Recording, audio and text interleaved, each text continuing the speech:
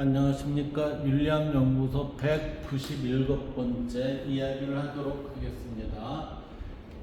197번째 이번에는 한국 사상의 흐름에 따른 서양 사상을 비교를 하고 그 다음에 일치사상과 함께 연동되는 사항을 알아보도록 하겠습니다. 한국 사상의 흐름에 따른 서양 사상의 비교는 한국 사상의 시대적 흐름을 서양 사상의 전개과정과 비교해 보면 고대, 중세, 근대, 현대로 비교를 해보겠다는 얘기죠. 한국과 서양은 어때요? 표현 방식과 문제 의식은 다르지만 관심을 갖는 게 이제 약간의 차이는 있다는 얘기죠. 그러나 인간, 우주, 사회에 관한 탐구라는 점에서는 공통점을 지닙니다.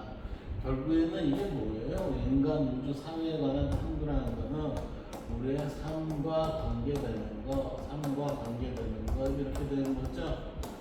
다만 한국 사상이 조화, 통합, 소양과 실천을 강조했다면 이게 결국은 이 부분은 동양적이라는 거예요. 이게 동양적이라는 한국적이라는 표현이 되겠습니다. 강조했다면 서양 사상은 상대적으로 이성적 분석, 개인의 자유, 제도와 권리를 강조하며 발전해왔다. 결국엔 여기에서는 보세요. 조화, 통합은 이건 뭐죠? 결론을 내는 거예요. 결론. 수양과 실천은 뭐죠? 개인이죠. 개인이 결론을 내는데 어디에요? 공동체 이론으로서의 결론을 가져오는 거. 이것은 우리는 한국 사상에서 나타난 부분이고 서양 사상은 이성적 분석 그랬어요. 결국은 이게 뭐예요? 추리, 그 다음에 사고력, 추리와 사고력 이런 부분으로 접근을 하고 그 다음에 또 뭐예요? 개인의 자유라고 했어요. 개인의 자유니까 이거는 공동체보다는 어떻게 해요? 개인의 이익 쪽에 더 관심이 컸었다 이렇게 볼 수가 있죠.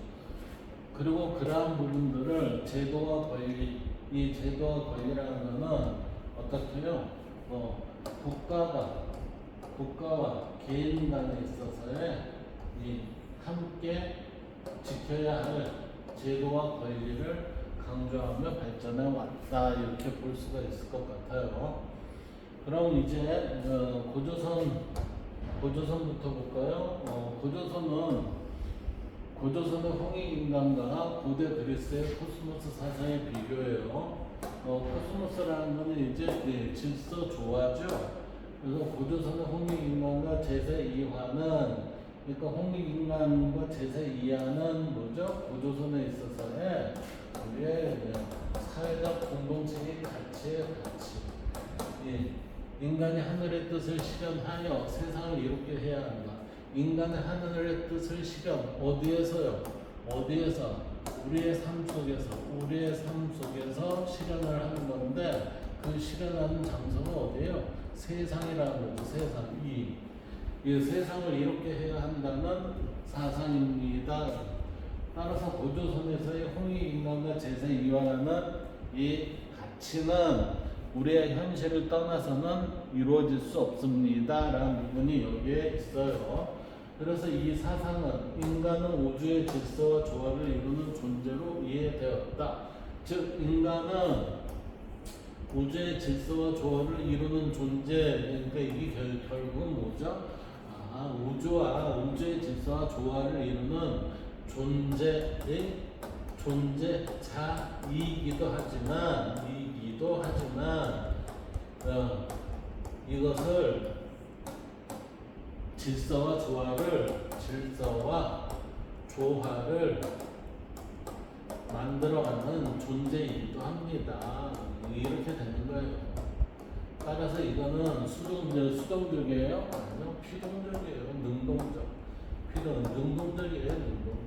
능동적인 행위를 통해서 이렇게 만들어간다 이렇게 되는 거예요. 그래서 이에 비교되는 서양 사상은 고대 그리스의 자연을 이성적으로 탐구하여 그 원리를 밝히려는 사상이 이 사상의 자연 철학과 우주와 질서가 조화로는 합리적 체계라는 믿음을 의미하는 코스모스 사상입니다. 그랬어요. 지금 여기에서 이 사상을 보면 고대 그리스의 자연을 이성적으로 탐구하여 그 원리를 밝히라는 사상, 이거 동양이 뭐죠? 경물치지와 같은 얘기이고, 그 다음에 합리적 설명을 통해 이해하려고 했습니다. 그 또 하나는 우주가 질서와 조화를 이루는 합리적 체계라는 믿음을 의미하는 코스모스 사상입니다. 이 얘기는 뭐죠? 우주는 어떻게 해요? 이치를 따릅니다. 이때 이치라는 것은 뭐죠?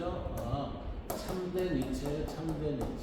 참된 이치인데 이것은 뭐를 가지고 있다고 그랬어요? 발음의 속성을 가지고 있습니다. 이 발음의 속성에는 질서가 있어요? 없어요? 질서가 있습니다. 따라서 질서를 지키면서 뭐를 이뤄요? 조화를 이루는 그러한 우주론을 가지고 있습니다. 이렇게 되는 거예요. 그래서 여기에 그 내용을 좀 세부적인 내용을 봅시다.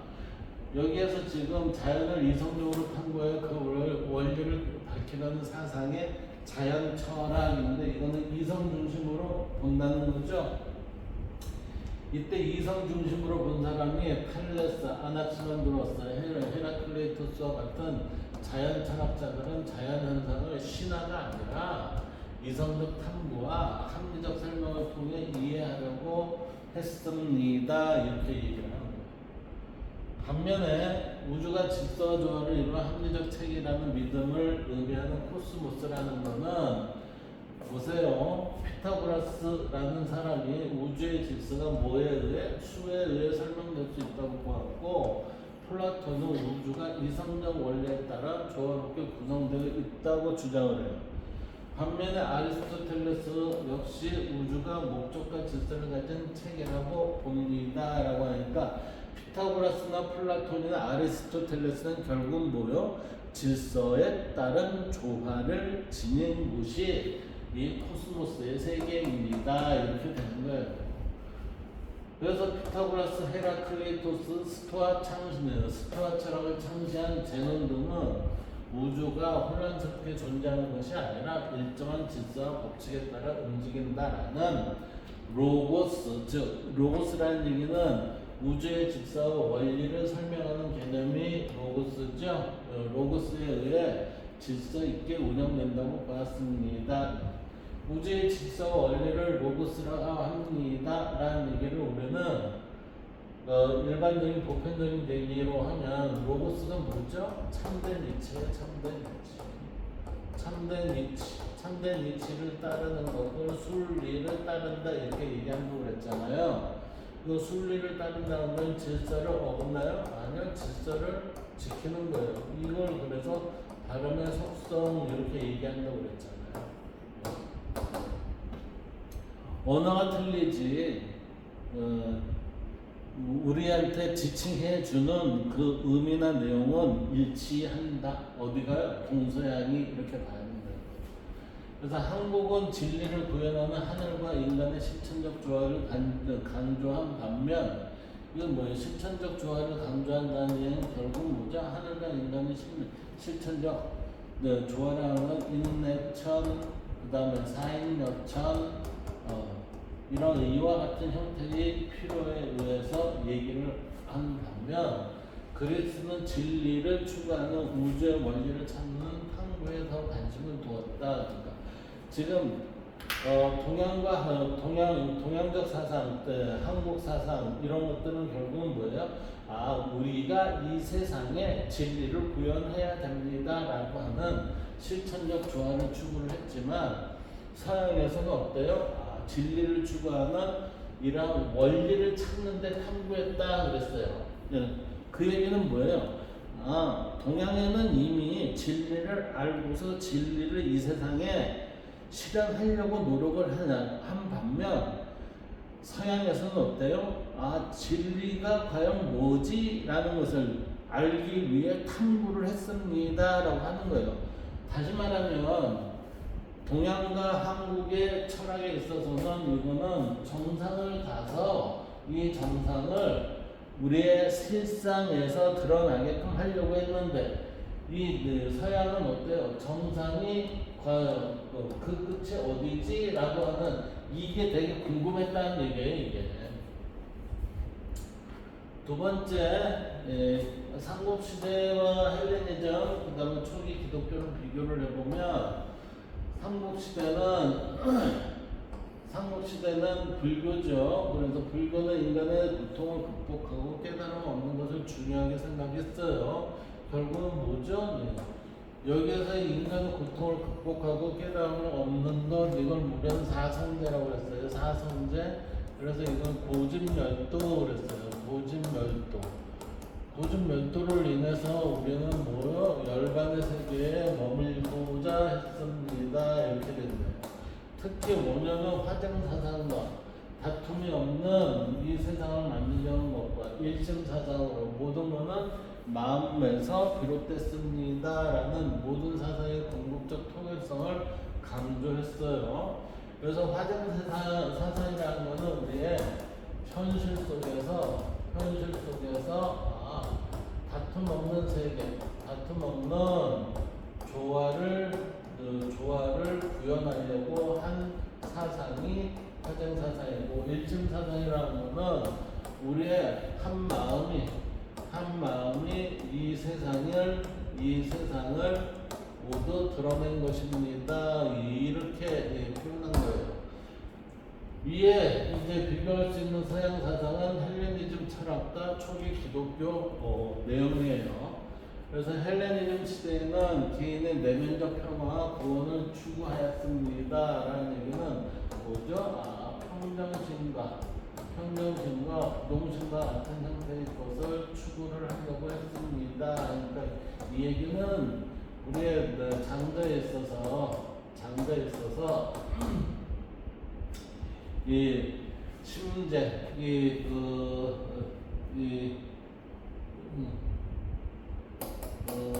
마음을 가지런히 알게 하는 심재의 상태를 얘기하는 거겠죠.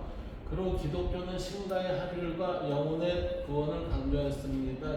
신과의 합일이라는 것은 결국 뭐죠? 천인합일의 상태를 요구를 해서 천인합일의 상태를 요구해서 지혜가 발현이 되면 이 발현된 지혜를 통해서 우리는 영원히 구원을 강조했습니다. 이렇게 표현할 수 있어요. 그래서 한국 불교가 깨달음을 통해라는 우리는 깨달음이라는 것은 내 스스로 노력도 들어가지만 외부에 있어서의 자극도 있다는 거였어요. 그래서 우리는 이것을 뭐라고 했어요? 주탁 동시라는 표현을 썼고, 그 다음에 투득이라는 말도 썼습니다. 그래서 이 깨달음을 통해 분별을 초월하려 했다면 이라고 한 표현은 불교는 타력이 아니라 자역 중심이죠. 그리고 기독교는 신의 은총을 통해, 그러니까 신의 은총을 통했다는 것은 먼모서로부터 주어진 이렇게 되잖아요. 먼모서로부터 주어진, 그러니까 이거는 타력의 구원을 이루고자 하였다 이렇게 됩니다. 그래서 이는 불교와 기독교 신앙인의 자기 입장을 주체의 능동성과 필요성에 따라 동일한 사안의 내용을 전자의 의미와 후자의 의미로 달리 해석한 것으로 볼 수 있습니다. 제가 엄밀히 얘기하면 동일한 형태에 있어서의 상황을 불교의 입장에서는 이런 깨달음의 입장으로 보고, 그 다음에 기독교의 입장에서는 신의 은총의 입장으로 본 내용이라고 드러내 표현한 거죠. 그러나 결과적으로는 제가 보기에는 동일시돼야 되는 게 아닌가라고 저는 생각이 됩니다. 다음 세 번째는 고려 불교와 중세 스콜라 철학의 비교예요. 여기 보면 고려는 불교를 국가 운영의 정신적 기반으로 삼았죠. 그래서 여기에서 우리는 고려 시대 때는 의천과 진을이라는 사람이 있었다고 그랬어요. 어디에요? 불교에. 그래서 의천은 국사였어요. 교관 경수, 그러니까 글과 우리의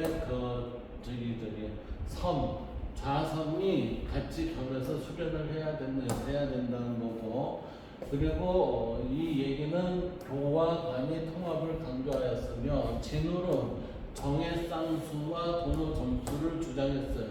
정해쌍수라는 거는 성과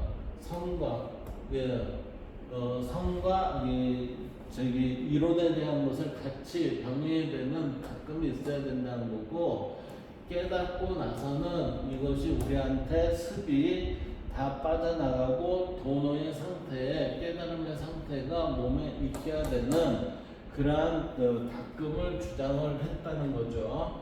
그래서 수행과 깨달음의 통합을 강조했습니다. 누가요? 의천과 진을 모두 그랬다는 얘기예요. 이에 비교되는 서양은 중세 기독교는 신앙 중심이죠. 그래서 신과의 합일이에요. 신과의 합일이고, 그 다음에 이성의 활용, 신과 합일과 이성의 활용이 되는 사회였어요. 그래서 중세 기독교 사회의 철학은 신을 모든 존재와 진리의 근원으로 보고 신앙을 중심에 두면서도 이성을 활용하여 신앙을 체계적으로 설명하고 이해하려 한 철학입니다. 그래서 여기에서 보면 이성을 활용했다는 것은 이거는 신학의 이론이 나왔습니다. 이렇게 되는 거죠. 특히 아우구스티누스와 토마스 아퀴나스가 그 대표적 사상가인데, 아우구스티누스는 인간의 내면 성찰을 강조했고, 토마스 아퀴나스는 신앙과 이성의 조화를 시도하였습니다. 라고 했으니까, 아우구스티누스는 인간의 내면 성찰을 강조했다는 얘기는 소크라테스의 너 자신을 알라라는 성찰의 중요성을 여기에서 얘기를 하고 있습니다. 반면에 토마스 아퀴나스는 신앙과 이성의 조화를 시도하였다라는 것은 신과 내가 뭐예요? 신과 내가 합일이 된 상태가 돼야 됩니다. 이 얘기가 되는 거죠. 그래서 고려의 불교와 스콜라 철학 양자 모두 종교와 사회 질서의 중심 역할을 하였지만, 고려는 수행과 마음의 깨달음을 강조한 반면 중세서양은 신학적 체계와 논리적 설명을 강조하였습니다. 라고 했으니, 이때 지금 보시면은 이렇게 표현이 될 수가 있어요. 고려는 수행과 마음의 깨달음을 실천한 반면, 이 얘기는 고려는 사람으로 하여금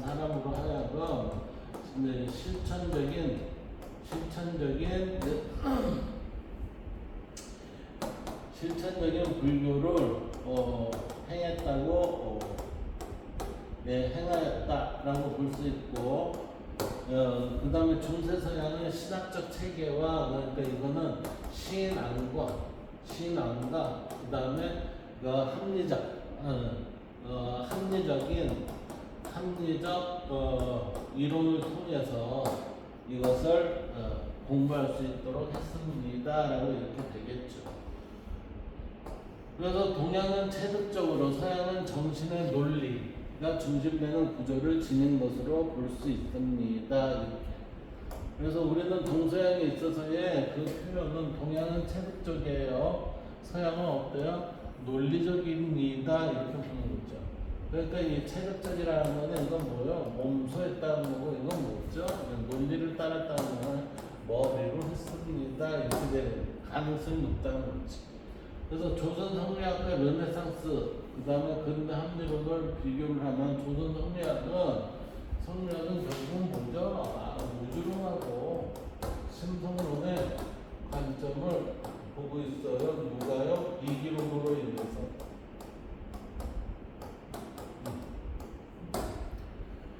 그래서 이 성리학은 인간의 본성과 도덕적 수양을 탐구하였다. 그래서 이황과 이인은 지금 인간의 본성과 도덕적 소양을 탐구했다는 얘기는 우주론을 어디로 이끌어 들었다는 얘기예요. 심성론으로 이끌어 들었습니다.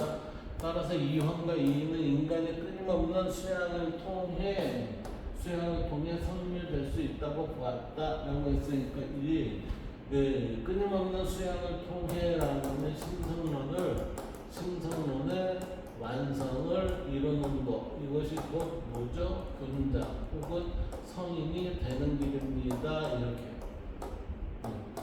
그래서 서양에서는 14세기에서 16세기에 유럽에서 일어난 문화예술 학문 사상의 혁신운동으로 고대 그리스와 로마의 문화와 정신을 되살리고자 한 르네상스라는 것이 일어나기 시작하죠. 그 이후 인간에 관한 관심이 커졌고 근대에는 르네 데카르트가 방법적 회의에 따른 사고력의 극치를 좀 맛을 봅니다. 그러고 나서 인간 이성을 철학의 출발점으로 삼게 됩니다. 그래서 르네상스는 인간의 존엄성과 이성 창의성을 강조했으며 중세의 신중심 세계관에서 어떻게 해요? 인간 중심 세계관으로 전환시키는 그 계기가 르네상스의 시대의 역할이었습니다. 이렇게 되는 거지.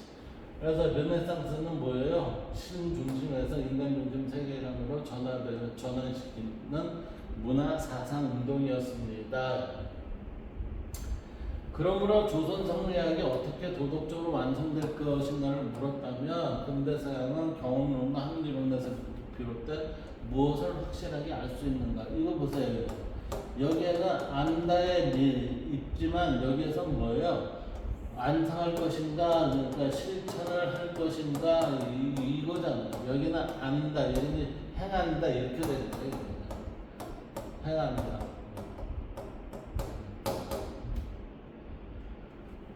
우리가 아는 거와 행하는 거는 굉장한 차이가 있어요. 아는 거라는 거는 우리가 행하기 전이죠. 그러나 행한다는 거는 알고 나서 하는 거죠. 그렇기 때문에 우리는 동서양에 있어서의 근본적인 그 사상과 철학의 핵심사 내용은 사실은 서양보다는 동양이 더 심도 있게 봐야 됩니다라고 이렇게 했어야 돼요. 그러나 현실은 어때요? 우리는 서양에서 배운 것은 괜찮다라고 여기고 동양에서 배우는 것은 뭐예요? 아 이거 네 아주 답답한 거 공부하고 있네 이런 식으로 이제 많이 비아냥거리기도 한때는 했었어요. 그 다음 동학과 인권사상과 민주주의의 비교요. 동학사상은 최재형과 창시한 사상이죠.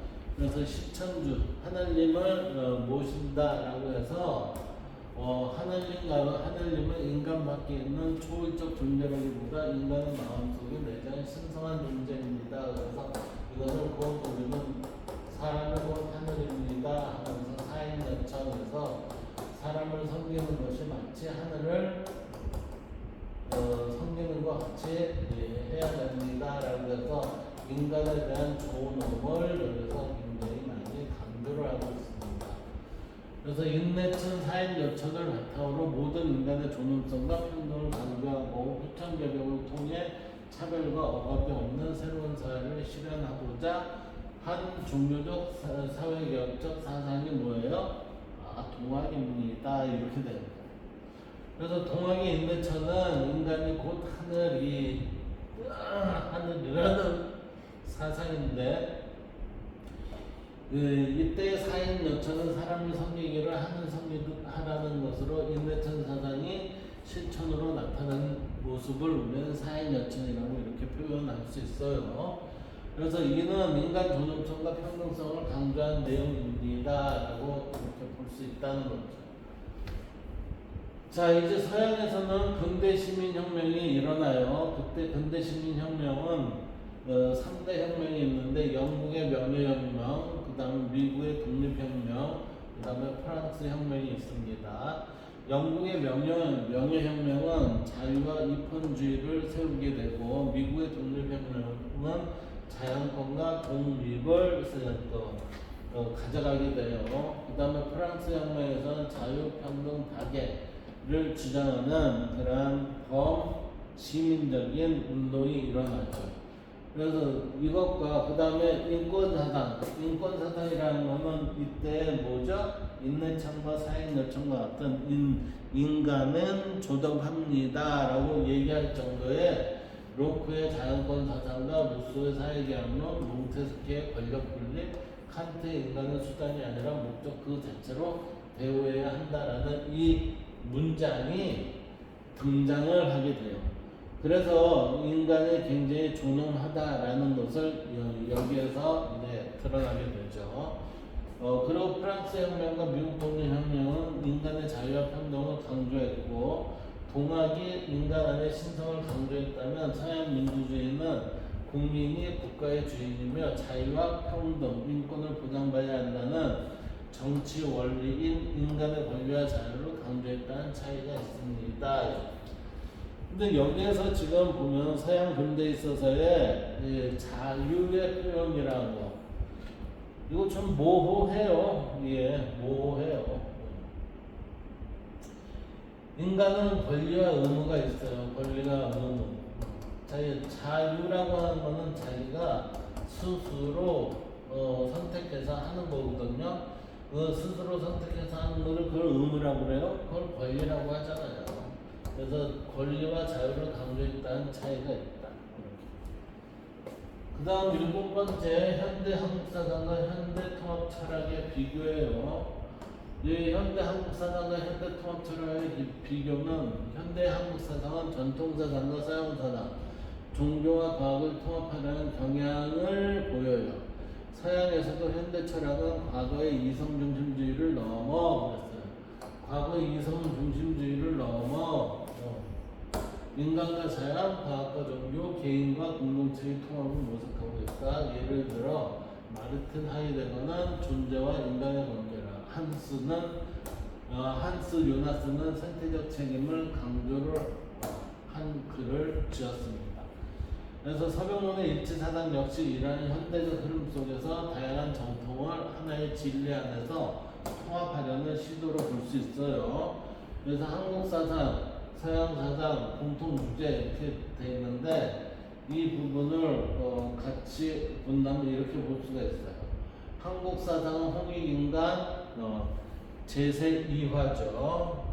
그리고 여기에 서양 사상은 홍익인간, 고조선의 홍익인간은 코스모스 사상, 즉 질서와 조화에 대한 사상이고, 그 다음 공통 주제는 우주 질서와 인간에 대한 내역으로 우리는 학습하게 됩니다라는 얘기예요. 불교는 헬레니즘 초기 기독교와 같고, 이때는 뭐를 해요? 인간 구원을 했습니다.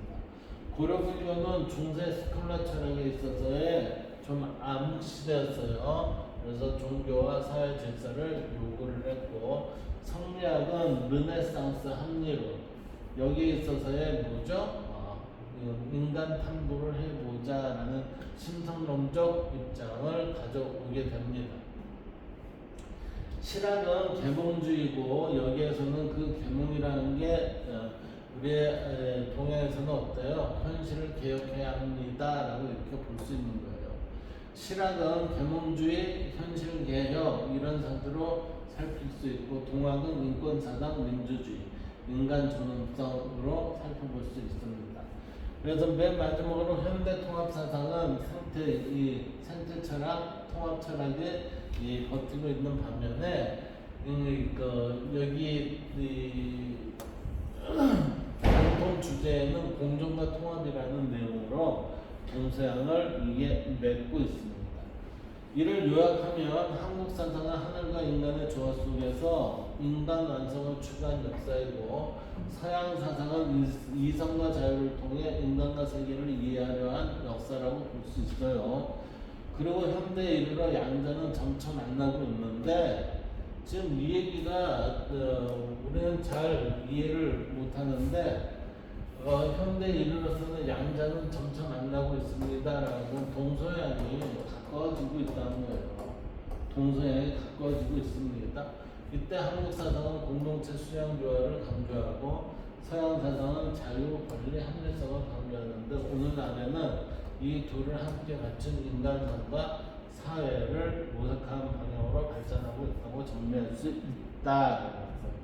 결국 얘가 197번째 얘기인데 결국은 이거는 한국 사상과 서양 사상 어때요? 돈이란 가치를 지니지만 이게 실제적으로 행하는 데 있어서는 행함에 있어서는 약간 차이가 있어요. 네. 그래서 여기까지 하도록 하겠습니다. 감사합니다.